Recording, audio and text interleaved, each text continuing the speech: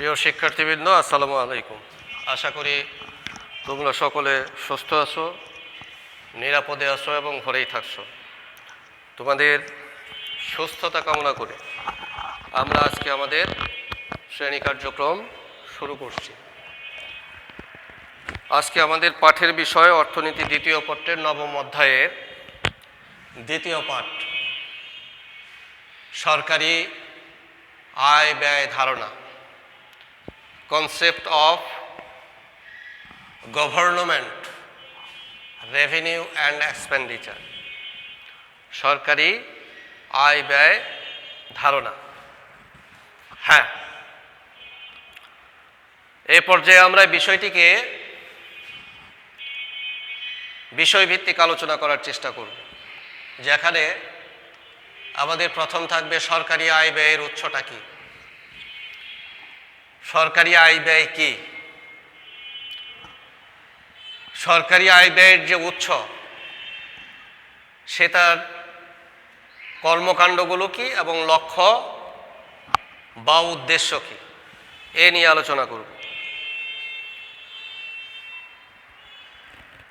তো আমরা প্রথমে যেটা বলেছি সেটা হচ্ছে সরকারি আয় ব্যয়ের উৎস। সরকারি আয় ব্যয়ের উৎস হচ্ছে সরকারের রাজস্ব নীতি। সরকারের রাজস্ব নীতিতে সরকারের আয় ব্যয়ে সামগ্রিক ব্যবস্থাপনার কৌশলগত নির্দেশনা অন্তর্ভুক্ত থাকে। অর্থাৎ সরকারি আয় ব্যয়ের উৎস হচ্ছে সরকারের রাজস্ব নীতি। এরপরে আমরা সরকারি আয় ব্যয় কি সেটা সম্পর্কে জেনে নিই। আমরা সরকারি অর্থব্যবস্থার সংজ্ঞায় বলেছি, অর্থশাস্ত্রের যে শাখায় রাষ্ট্রের সব ধরনের আয় ব্যয়, ঋণ ও বিনিয়োগ এবং অর্থনৈতিক স্থিতিশীলতা অর্জন সংক্রান্ত সমস্যা ও এদের সমাধানের বিষয় অন্তর্ভুক্ত থাকে তাকে সরকারি অর্থব্যবস্থা বলে। এবং এরই মৌলিক যে বিষয়টি সেটি হচ্ছে সরকারি আয় ব্যয়। এই আয় ব্যয় সরকার কোন কোন উৎস থেকে কত আয় করবে এবং কোন খাতে কত ব্যয় করবে, এর সমন্বিত যে রূপ, সেই রূপকেই বলা হয় সরকারি আয় ব্যয়। অর্থাৎ সরকার বিভিন্ন কর্মকাণ্ড পরিচালনার জন্য যে ব্যয় করে থাকে, সেই ব্যয় কোন খাত থেকে কত করবে এবং এই ব্যয়িত অর্থ যে কোত্থেকে আসবে, সেই আয় কোন খাত থেকে কিভাবে অর্জিত হবে, এর যে সমন্বিত রূপ সেটি হচ্ছে সরকারি অর্থব্যবস্থা। এবার আমরা দেখব এই যে সরকারি আয় ব্যয়ের যে উৎস, যে রাজস্ব নীতি, সেই রাজস্ব নীতির কর্মকাণ্ডগুলো কি। সরকারি রাজস্বের মূল উপাদান কর ও কর বহির্ভূত উৎস থেকে সংগৃহীত অর্থ দ্বারা সরকার পরিচালনার নিয়মিত ও দৈনন্দিন কার্যক্রম সম্পাদন সহ জনকল্যাণমুখী কর্মসূচি বাস্তবায়ন এবং উৎপাদন ক্ষমতা বৃদ্ধির লক্ষ্যে অবকাঠামো উন্নয়ন ব্যয় নির্বাহ করা। তো রাজস্ব নীতির কর্মকাণ্ডগুলো হলো রাজস্ব সংগ্রহের প্রাক্কলন তৈরি। রাজস্ব সংগ্রহের প্রাক্কলন তৈরি, কোন খাত থেকে কত রাজস্ব আয় হবে, কিভাবে সেটা আদায় হবে এবং কিভাবে সেটা সংরক্ষিত হবে।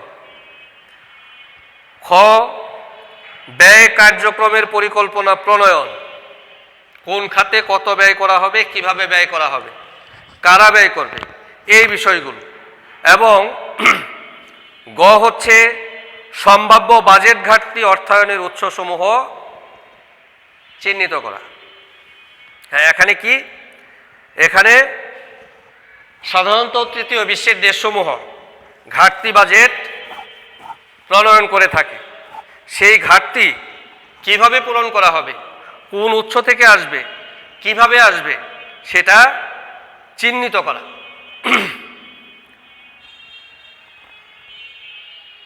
তো এই হচ্ছে তিনটি রাজস্ব নীতির তিনটি কর্মকাণ্ড। এক, রাজস্ব সংগ্রহের প্রাক্কলন তৈরি। দুই, ব্যয় কার্যক্রমের পরিকল্পনা প্রণয়ন। এবং তিন হচ্ছে সম্ভাব্য বাজেট ঘাটতি অর্থায়নের উৎসসমূহ চিহ্নিত করা। আর আজকের আলোচনার সর্বশেষ বিষয় যেটি সরকারি আয় ব্যয় ধারণার অন্তর্ভুক্ত, সেটি হচ্ছে রাজস্ব নীতির লক্ষ্য বা উদ্দেশ্য। রাজস্ব নীতির লক্ষ্য বা উদ্দেশ্য। রাজস্ব নীতি প্রণয়নের মাধ্যমে সরকার মূলত সরকারি আয় ব্যয় কার্যক্রমের মধ্যে ভারসাম্য বজায় রাখার পাশাপাশি উচ্চতর হারে অর্থনৈতিক প্রবৃদ্ধি অর্জনে সহায়ক পরিবেশ তৈরির প্রচেষ্টা চালায়।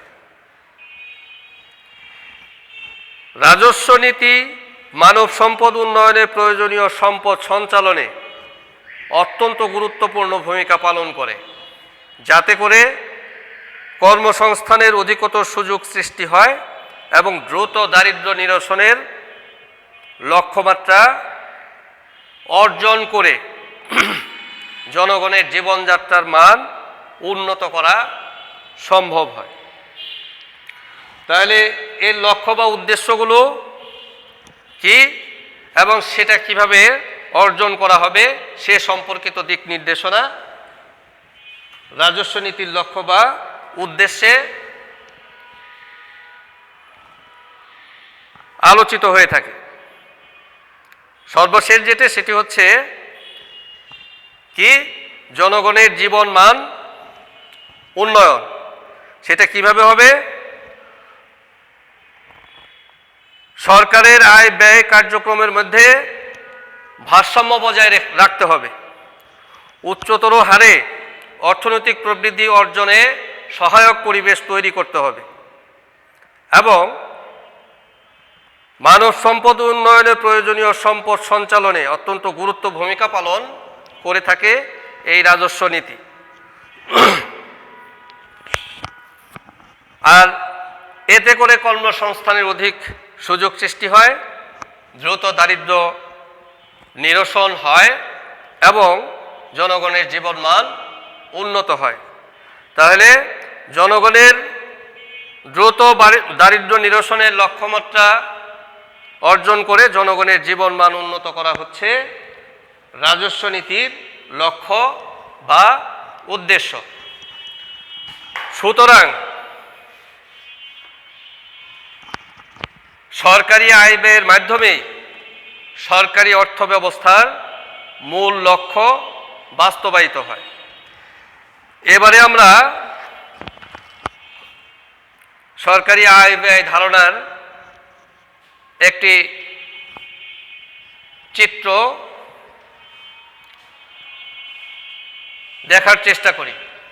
সেটা হচ্ছে আমাদের দেশের ৪৮তম জাতীয় বাজেট, যেটা ২০১৯-২০ বাজেট। টাকার অঙ্ক যেটা বলা হবে সেটা হলো কোটি টাকায়।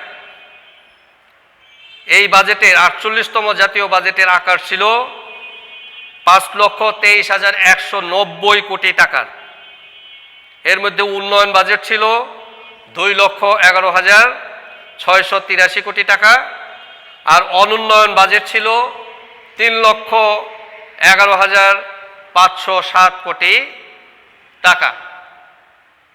এখন এই টাকা কিভাবে কোন খাত থেকে এসেছে সেটা আমরা একটু দেখে নিই। আয় ধরা হয়েছে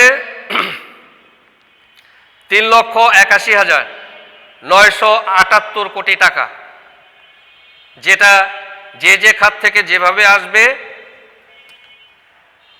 সেটা হচ্ছে এরকম।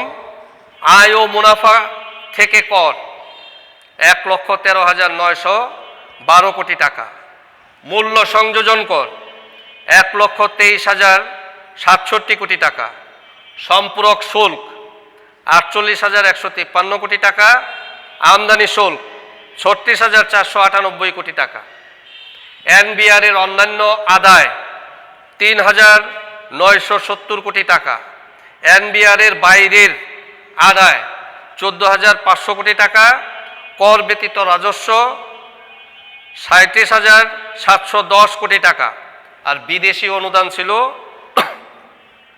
4,168 কোটি টাকা। আর বাজেটে ঘাটতি হলো 1,41,212 কোটি টাকা, যেটা পূরণ করার লক্ষ্যমাত্রা ছিল বিদেশি ঋণ 63,848 কোটি টাকা, অভ্যন্তরীণ ঋণ 77,364 কোটি টাকা। অভ্যন্তরীণ ঋণের ব্যাংক থেকে ঋণ হচ্ছে 47,364 কোটি টাকা, আর বিদেশি ঋণ ছিল 30,000 কোটি টাকা। তাহলে বাজেটের আকার যেটা, সেটাই হচ্ছে সরকারি ব্যয়ের আকার। সেটি হলো 5,23,190 কোটি টাকা। যে খাতে যত ব্যয় করা হয়েছে সেটি হচ্ছে এরকম: শিক্ষা ও প্রযুক্তিতে 79,486 কোটি টাকা, পরিবহন ও যোগাযোগ ব্যবস্থায় 63,679 কোটি টাকা, স্থানীয় সরকার ও পল্লী উন্নয়ন 37,884 কোটি টাকা, জ্বালানি ও বিদ্যুৎ 28,050 কোটি টাকা, স্বাস্থ্য 25,732 কোটি টাকা, কৃষি 19,354 কোটি টাকা, ভর্তুকি ও প্রণোদনা 33,459 কোটি টাকা, প্রতিরক্ষা 29,067 কোটি টাকা, জনপ্রশাসন 23,997 কোটি টাকা, সামাজিক কল্যাণ ও নিরাপত্তা 25,884 কোটি টাকা, জনশৃঙ্খলা ও নিরাপত্তা 26,793 কোটি টাকা। সুদ যেটা পরিশোধ করা হয়েছে আমাদের সরকার কর্তৃক, সেটা হলো 57,118 কোটি টাকা।